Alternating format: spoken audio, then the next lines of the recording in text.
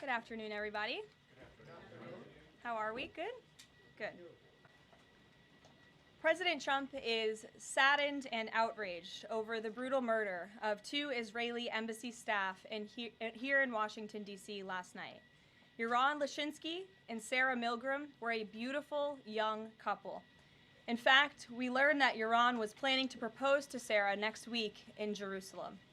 Yaron's father, Daniel, spoke about the young couple's devotion for one another this morning. He said, "They were in love, one for the other. The embassy told us they were like a star couple at the embassy. I never expected something like this. He had his whole life before him." These words, especially every parent knows, are heart-wrenching. The evil of anti-Semitism must be eradicated from our society. I spoke to the Attorney General this morning. The Department of Justice will be prosecuting the perpetrator responsible for this to the fullest extent of the law.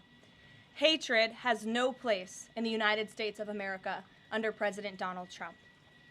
Everyone here at the White House is praying for the victims' friends and families during this unimaginable time. Now for some scheduling announcements. On Saturday morning, President Trump will deliver the commencement address at the United States Military Academy at West Point. On Monday, to commemorate Memorial Day, the President will visit Arlington National Cemetery and participate in a wreath-laying ceremony. The President will further honor our military next month on June 14th when he hosts the 250th anniversary of the United States Army with a grand military parade celebration right here in our nation's capital.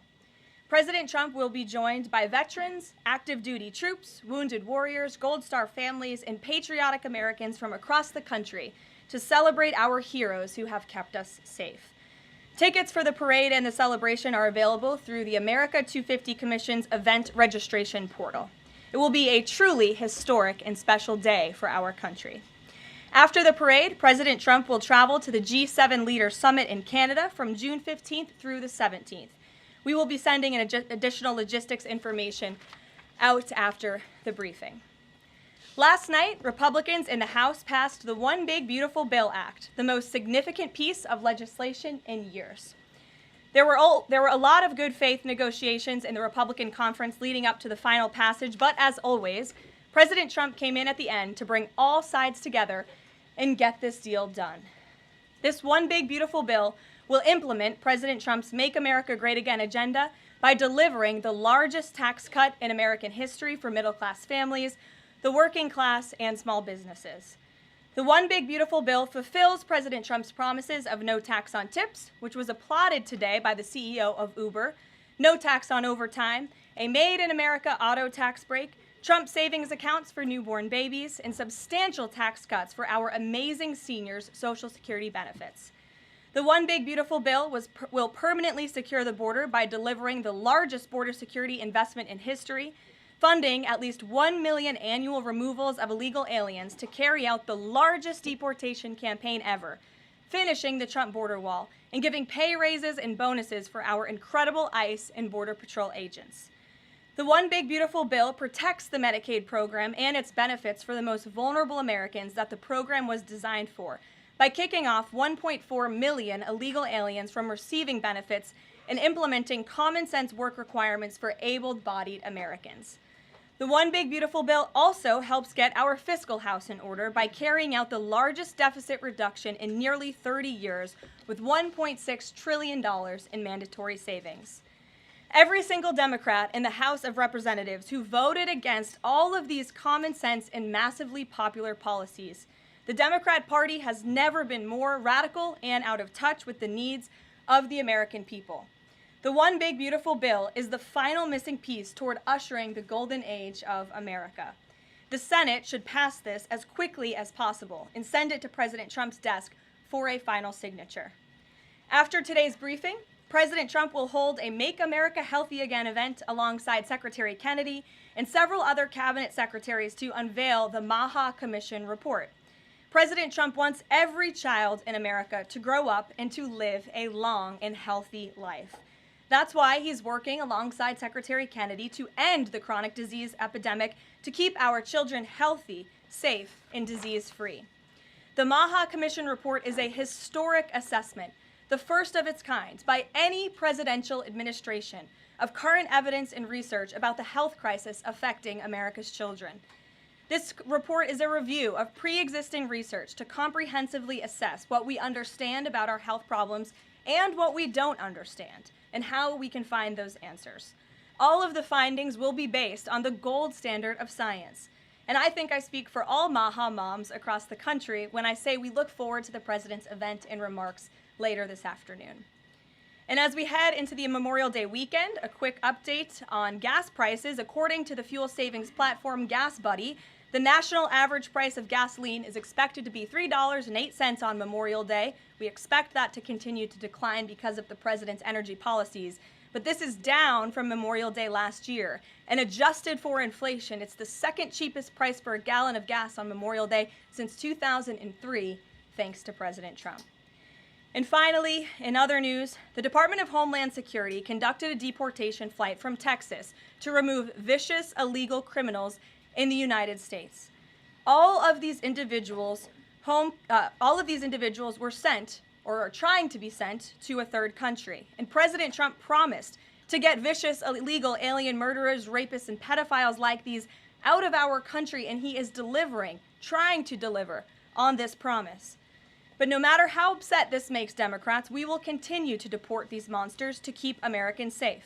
And here are the heinous of individuals who were on that flight. A Cuban national, convicted of homicide, armed robbery, false impersonation of an official, kidnapping, and robbery strong arm. A Cuban national convicted of attempted first-degree murder with a weapon. A citizen of Laos convicted of first-degree murder and robbery. A Mexican national convicted of second-degree murder. A citizen of South Sudan convicted of robbery and the possession of a firearm. A citizen of Burma convicted of lascivious acts with a child less than 12 years old. A citizen of Burma convicted of first-degree sexual assault involving a victim mentally and physically incapable of resisting. It's disgusting. And a Vietnamese national convicted of first-degree murder. Now, a liberal activist district court judge in the city of Boston, Massachusetts, is trying to force the President of the United States to bring these monsters back to our country. Judge Brian Murphy is ordering the Department of Homeland Security to give these illegal criminals 15 days to reopen their immigration cases with access to phones and attorneys. Every single one of these individuals, I will add, had final orders of removal from our country. And now Judge Murphy is forcing federal officials to remain in Djibouti for over 2 weeks, threatening our U.S. diplomatic relationships with countries around the world, and putting these agents' lives in danger by having to be with these illegal murderers, criminals, and rapists. This is completely absurd. Judge Brian Murphy is not the Secretary of State. He is not the Secretary of Defense or the Commander-in-Chief. He is a district court judge in Massachusetts. He cannot control the foreign policy or the national security of the United States of America, and to suggest otherwise is being completely absurd.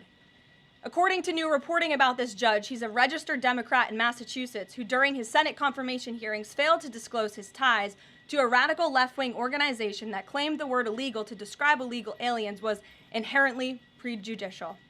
This massive judicial overreach by Judge Murphy is part of the same opposition our administration has faced since day one. Radical left-wing judges are egregiously trying to stop President Trump from using his core constitutional powers as head of the executive branch and commander-in-chief. These judicial activists want to unilaterally stop President Trump from deporting foreign terrorists and keeping the American people safe. Nearly 80 million Americans re-elected this president to deport illegal criminals from our homeland, and polling consistently shows that 90% of Americans want illegal alien criminals, especially those with final orders of removal from our country, who have chosen to continue to stay here illegally. Americans want these people sent home. We hope the Supreme Court will continue to rein this in as soon as possible to restore proper constitutional order in our country. We'll take some questions. And here in our new media seat today, we have Jillian Michaels.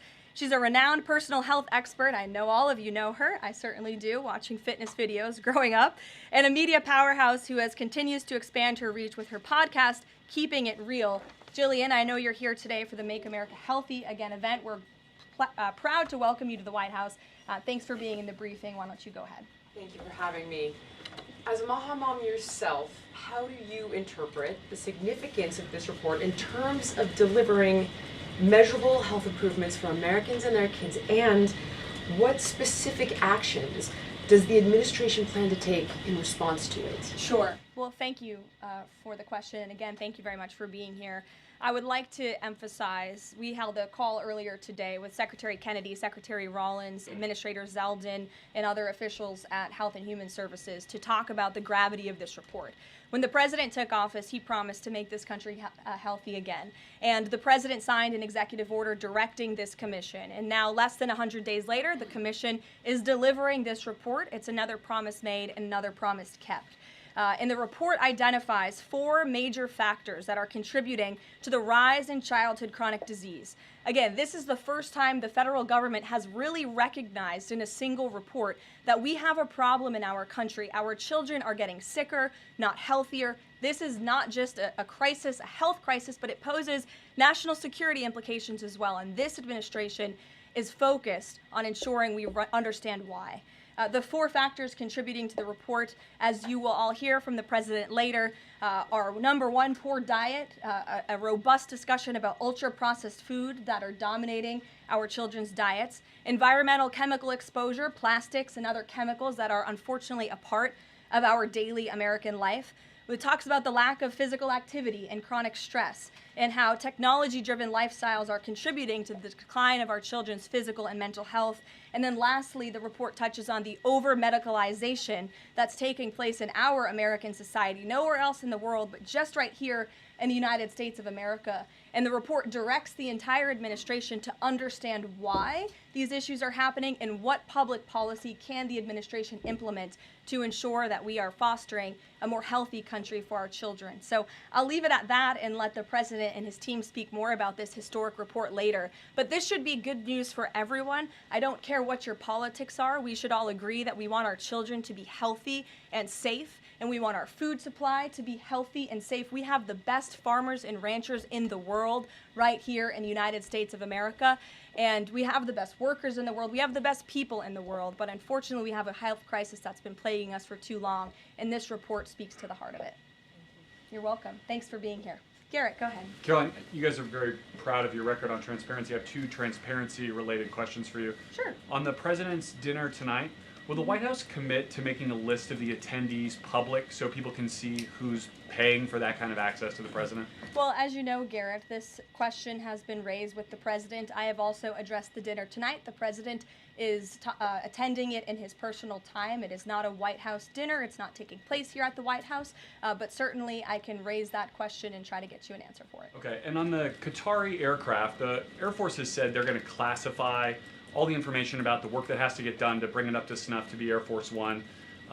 Previous Air Force One contracts, including the one that the president entered into in 2018, are public. That's available knowledge. Will the White House commit to releasing who's doing that work and the cost of that work? I understand that some elements might be classified about specific systems, but will you commit to releasing that basic information so people can see ultimately what this costs? Well, Garrett, as you know, that's a question for the Department of Defense and the United States Air Force, who is accepting this jet as part of their fleet. Declassify anything he wants. Well, you'll have to ask the Department of Defense and the United States Air Force, who is accepting this jet as part of its fleet. Peter.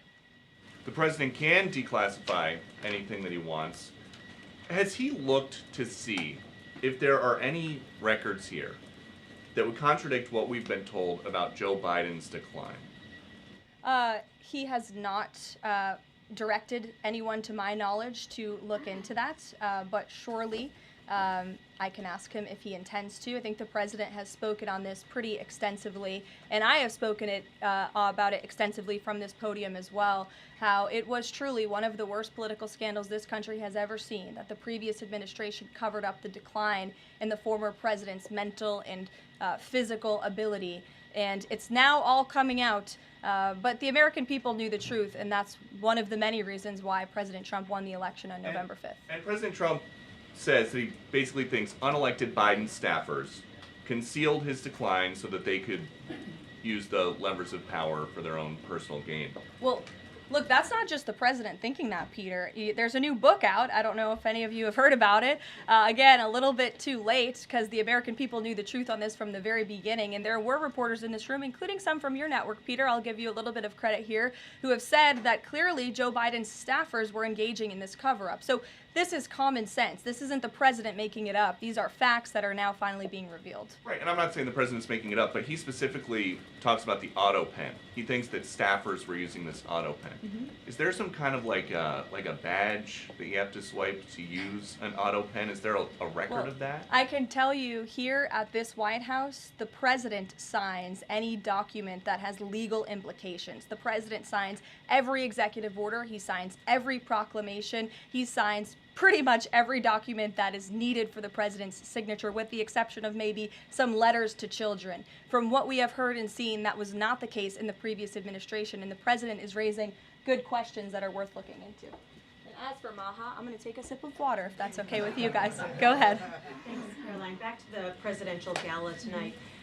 Did anyone in the White House or in the White House counsel's office advise the president against holding this sweepstakes, whereby people who spent the most money on his Trump coin would then have access to the president at this dinner? Again, the president has been asked about this. He has addressed this. I have also stated previously from this podium that the president is abiding by all conflict of interest laws that are applicable to the president. And I think everybody, the American public, believe it's absurd for anyone to insinuate that this president is profiting off of the presidency. This president was incredibly successful before giving it all up to serve our country publicly. And not only has he lost wealth, but he also almost lost his life. He has sacrificed a lot to be here, and to suggest otherwise is frankly completely absurd. Does the White House Libby, have go any ahead. concerns? The fifth round of nuclear talks between Iran and the U.S. is going to take place on Friday in Rome. What is the president anticipating ahead of that, and if a deal doesn't come from that meeting, is he going to walk away? Well, I'm glad you brought up Iran, because I do have an update. The president spoke to Prime Minister Benjamin Netanyahu today. They had a productive discussion. They discussed many things, including, of course, the tragic shooting that took place here in Washington, D.C. last night. But they also did talk about a potential deal with Iran, which the president believes is moving along in the right direction. And as the president told me, and he's told all of you, this deal with Iran could end in two ways. It could end in a very positive diplomatic solution, or it could end in a very negative situation for Iran. So that's why these talks are taking place later this week. Yamish, good to see you. Hi, good. Thanks for taking the question. Sure. The president showed a video that he said showed more than 1,000 burial sites of white South Africans that he said were murdered. We know that that was not true and that the video wasn't showing that. So I wonder, why did the president choose What's to show not that? true, Yamish? It's not true that the video was showing a burial site. It is unsubstantiated that that's the case. No, it is true that that video showed the crosses that represent. Which is what the president claimed. The video showed images of crosses in South Africa about white farmers who have been killed and politically persecuted because of the color of their skin. The president And those claimed crosses that it are was showing a representing their burial lives. Those crosses are representing their lives in the fact that they are now dead, and their government did nothing about it. Are you disputing that there's no... I'm disputing the fact that the video showed what the president claimed it showed, because it did not show that. But even more, what I'm asking you is who at the No, it White did House... show that. It who showed at the white crosses representing people who have perished because of White racial House persecution. verifies the videos that the president shows, and what protocols are in place when there's unsubstantiated information being put out for What- the world and world leaders to Yamish, show? what's unsubstantiated about the video? The video shows crosses that represent the dead bodies of people who were racially persecuted by their government. In fact, the Associated Press, of all places, has a picture of that very monument, and the caption from the Associated Press is, "Each cross marks a white farmer who has been killed in a farm murder." that it So was it a is burial substantiated, site, but it's not not. just by that video and the physical evidence that everybody saw on display in the Oval Office, but also by another outlet in this room, the Associated Press. So you should take it up with them if you believe the claim is unsubstantiated, and that's a ridiculous line of questioning. John, go ahead. Go ahead, John. Thank you, Caroline. The big, beautiful bill now goes to the Senate. Does, yes. A lot of the Republican senators have promised amendments that will water this thing down dramatically.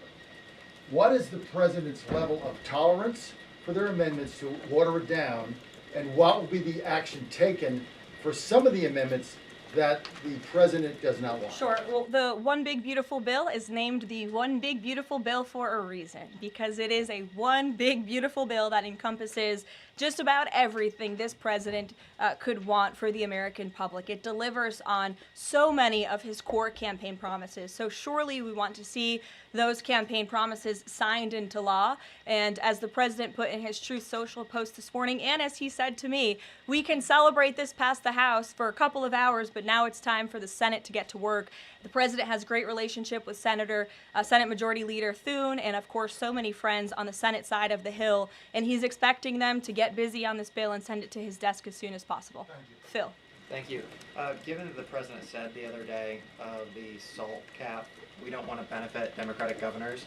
If the Senate was to reduce that SALT cap or make any type of changes, would he support that, or is this a situation where done is beautiful and he just wants to pass it? Well, look, it's a hypothetical question, obviously. Negotiations. Well, correct, and the bill passed, didn't it? So now it's off to the Senate where additional negotiations will take place, and we'll see how it goes. Michael. Thank you, Caroline. Two questions on the beautiful bill. One of the campaign promises from President Trump was no tax on Social Security. Now, due to congressional rules, that wasn't able to be included in this bill.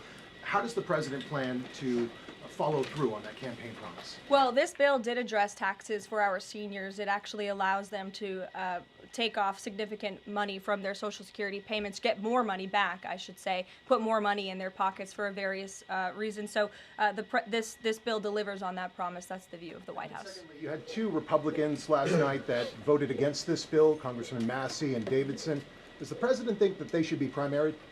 I believe he does, and I don't think he likes to see grandstanders in Congress. What's the alternative? I would ask those members of Congress. Did they want to see a tax hike? Did they want to see our country go bankrupt? That's the alternative by them trying to vote no. And the president believes the Republican Party needs to be unified, and the vast majority of Republicans clearly are and are listening to the president. They are trusting in President Trump, as they should, because there's a reason he's sitting in this Oval Office. It's because he's the unequivocal leader of the Republican Party. Not just a president for Republicans, but all Americans. The president's approval rating is at an all-time high right now, and it's because he knows how to deliver. And Republicans like Thomas Massey and others should take note. Stephen. Thank you, Caroline. Building on the question about Social Security, the bill includes the president's promises to address taxes on tips and overtime. Could you say his feelings about the income cap? Is he satisfied where that landed? And also on a different matter, could you comment on the investigation that the Justice Department has into Andrew Cuomo? As for the first question, the president is clearly satisfied where the bill landed because it passed. Again, now it has to go to the Senate, so changes could certainly be made. As for your second question, I would defer you to the Department of Justice. Christian. Yeah, thanks, Caroline. Can you explain the decision to totally shake up FEMA leadership just a week before hurricane season?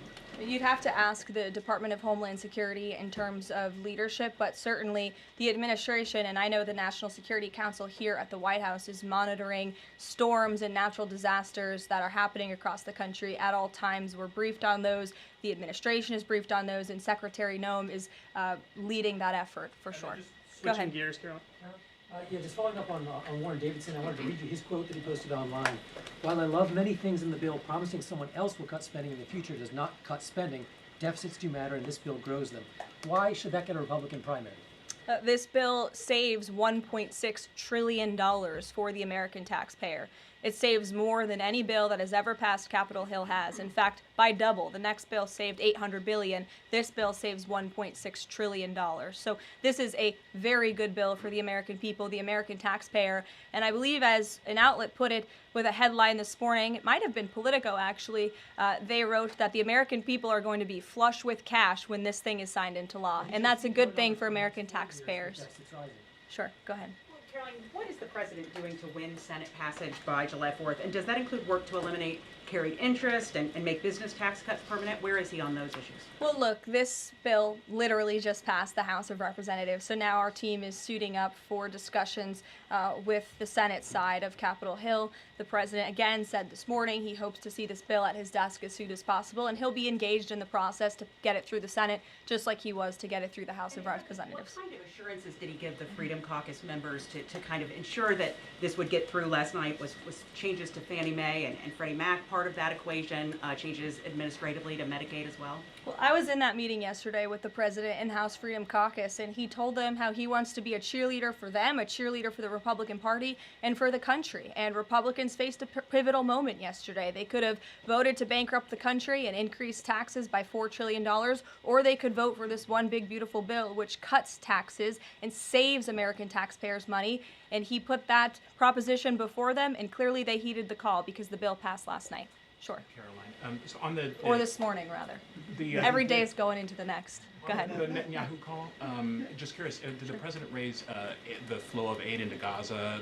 Is he happy with where that situation is right now? Not to my knowledge, but I can certainly go back and check. And then, did you have any reaction to the Supreme Court's ruling about the religious charter school today, as well as Justice Coney Barrett's decision to recuse herself?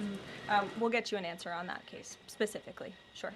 You mentioned the president has a good relationship with Leader Thune. Has he talked to him specifically about the plan to get this through the Senate? Does he plan, or is he going to reach out to Republicans who have voiced concerns? Not to my knowledge has he spoken to Leader Thune this morning. He very well could have. I just wasn't briefed on that call. We can go back and check for you. The president did speak to Prime Minister Netanyahu this morning. He also had a call with President Sheinbaum this morning. He was receiving his intelligence briefing. He's been very busy all morning. But again, he certainly intends to remain active and engaged in these negotiations with the United States Senate to get this bill done. And just following up on the dinner tonight, you mentioned this is not a White House dinner, but the president is always the president, and the Trump family is making money off of this. So can you just explain, how is this not the president using the office to enrich himself? All of the president's assets are in a blind trust, which is managed by his children, and I would argue one of the many reasons that the American people reelected this president back to this office is because he was a very successful businessman before giving it up to publicly serve our country. Reagan. Thanks, Caroline. Last week, the president told Brett Baer that he trusts his people, but thinks that the official narrative on his assassination attempts are, quote, a little bit odd. FBI Deputy Director Dan Bongino said days later that there's no conspiracy to find, and as he put it, quote, the there that you're looking for is not there. My question is the president personally satisfied with the investigations into the attempts on his life? And does he agree with Deputy FBI Director, or does he think there's more to it? Well, in the lead up to your question, you answered your own question with the president's own words, and I'll leave it at that. Sure, go ahead, Haley. Thank you, Caroline. Haley, go ahead. Oh, thanks. I wanted to follow up on his call with Prime Minister Netanyahu in his effort to deal with Iran. Does he feel like he has the Prime Minister's support in this effort at this point, or did the Prime Minister raise concerns to him in this conversation? I won't get further into the private discussion between the president and the prime minister, but surely they have a good relationship, one that's built on transparency and trust. And the president has made it very clear to not just Prime Minister Netanyahu, but also the world, that he wants to see a deal with Iran struck, if one can be struck. He does not want to have to take the latter option, the more severe and negative option. He wants to see a deal. The president is a deal maker, and he believes strongly in diplomacy, and he's made that clear to the prime minister, but also to all of you and, frankly, the rest of the world. Mary. Thank you, Caroline. Two questions, one on the terror attack last night and then another on the big, beautiful bill. Do you or President Trump have a message to politicians like Ilhan Omar, who only this morning explicitly avoided condemning this act of terror? It's despicable. And frankly, we have seen a rise in anti-Semitic protests, of pro-Hamas protests, of terrorist sympathizers. We saw them on our college campuses, and we've seen the Democrat Party turn a blind eye and in some cases actually embrace such anti-Semitic illegal behavior. And that's why this administration has done more than any administration in history to crack down on anti-Semitism. As you know, in January, when the president took office, he signed a new executive order to combat anti-Semitism. He created a commission focused on doing just that. The Justice Department announced their task force as well. The Secretary of State, Marco Rubio, has revoked thousands of student visas from campuses where these pro-Hamas terrorist campus agitators and violent protests took place. And we've also withheld funding from those very campuses as well in an effort to combat anti-Semitism. So the president's made it very clear that such hatred will have no place in our country. Thank you. And then on the big, beautiful bill, I know there's a provision that the House included that defunds Planned Parenthood, not only because of the fact that it's the nation's largest abortion provider, but also because it's, I think, the biggest distributor of transgender hormones right now, even to minors, according to Live Action. So is the president committed to making sure that provision stays in the Senate? The president has maintained a very clear commitment to ensuring that this administration and the American people's tax dollars are not funding any institution. That includes hospital systems that are funding the chemical castration and mutilation of children. We're not going to tolerate taxpayer dollars going to such efforts. Sure.